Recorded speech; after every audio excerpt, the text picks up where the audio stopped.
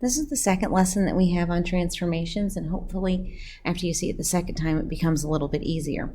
So the first thing we need to do on these is we're just going to practice identifying the parent function and what the change is. So we can just keep reiterating those basic details. So on the first one, our parent function would be the quadratic, the x squared, and this transformation, because the plus 7 is added to the outside, that means it's going to move up 7. On the second one, our parent function is the radical, or the square root. The transformation, because of this negative, it's going to flip it over the x-axis, and so we call that a reflection over the x-axis. Oops, bad writing. Okay, on number 3, the parent function is the absolute value, so we get the absolute value of x. And the transformation, well, the minus 4 is inside the absolute value, so it's going to go left and right, and it's the opposite of what you think it's going to be, so it's going to be right 4. All right, on the next one, the parent function is the cubic, x cubed. This 3 in front of it, because it's not added or subtracted, it's really kind of multiplied. It's a factor, and it creates a vertical stretch.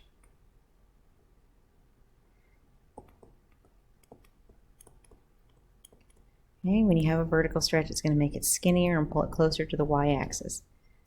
On number 5, the parent function is the square root of x. That negative 4 that's inside goes right and left, and it's the opposite what you think, so you're going to go right 4. Positive 8 is going to go up 8. Number 6, the parent function is x squared. The plus 3 inside is going to move it left 3. The negative 6 on the outside is going to be down 6. So when it's inside, it moves it the opposite of what you think, and it moves it left and right. When it's on the outside, it moves it exactly how you think, and it moves it up and down. On number 7, the absolute value is our parent function. The negative in front is a reflection, and the minus 4 inside is going to move it right 4.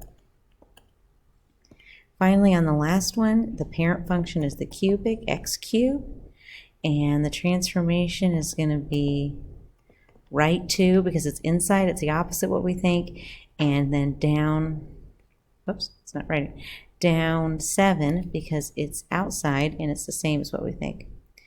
All right, going to do more of these. We're going to graph the parent function first, and then we're going to graph the g of x that has the transformation in it. So the parent function for this one is x cubed. So let's start. We know these points. 1, 1, 2, 8, negative 1, 1, negative 2, negative 8. So we're going to graph those points. Oh, that's not very good. Let's try one more time. Now we need to figure out what the transformation is from the parent function to g of x. And that transformation is that it's going to move up 4. So I'm going to move every point up 4 spaces. Now if I try and move this point over here on the far right up 4, it's going to be off my graph. So we don't need to worry about it if it's far off the graph. This one though, that definitely fits. Now even though I've got a point off my graph, I want to draw like I'm headed to that direction. So someone that picked up my paper would know that I knew there was a point out there, we just didn't graph it.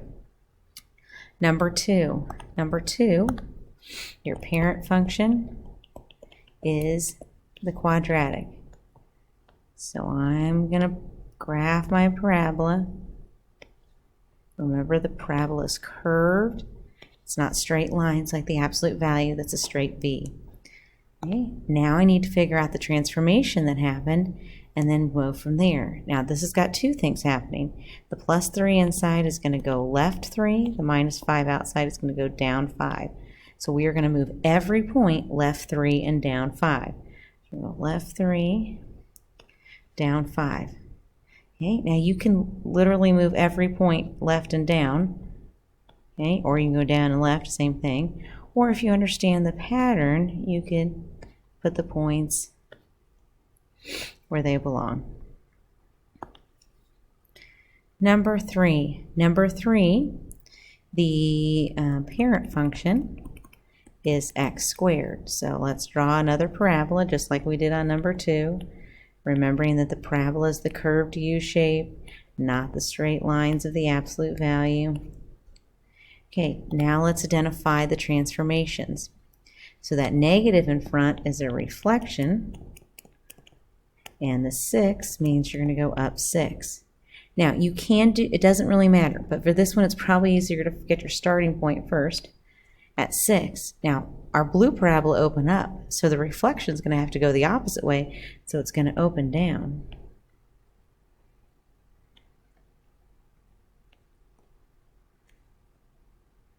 And there's our graph. Number 4, the parent function is the radical. We've done the radical, remember, with the square root. You can't take the square root of a negative number, so it's only in this top right quadrant. It's always positive. Now we identify the transformations. This one is going to go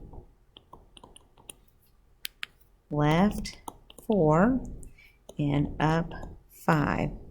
So we're going to go left 4 and up 5 and make our point. And then we can make the other points from there. And we shift the graph. Okay? Now, if you see a pattern, you can get your starting point and go. If you can't, you're literally going to count left 4, up 5 each time. Okay, 2 more. On this example, we had the parent function is the absolute value of x. That one is the v. This one is straight, unlike examples 2 and 3. The transformation on this one, the 2 inside is going to do right 2. The 5 outside is going to be up 5. So I go right 2 and up 5, and then I can just make my v. The V pattern is pretty easy to figure out where the dots are. Okay, number 6, this one was on your homework. We've done this one before, but doing the reflection of the cubic is kind of tricky. Let's see if we can do it. So I'm going to start by doing my parent function. All right, my parent function is x cubed. We should know that. So here's my parent function. Okay. The transformation that happens on this one is a reflection. So to figure out the reflection, remember all the points that are on the top of the x-axis go below, and all the points that are below the x-axis go above. So this first point over here on the right went over 1 and up 1, so now we need to go over 1 and down 1, and over 2 and down 8. Or this point, blue point on the left, was left 1 and down 1, so I'm going to go left 1 and up 1, and left 2 and up 8. Okay. And there's my reflection.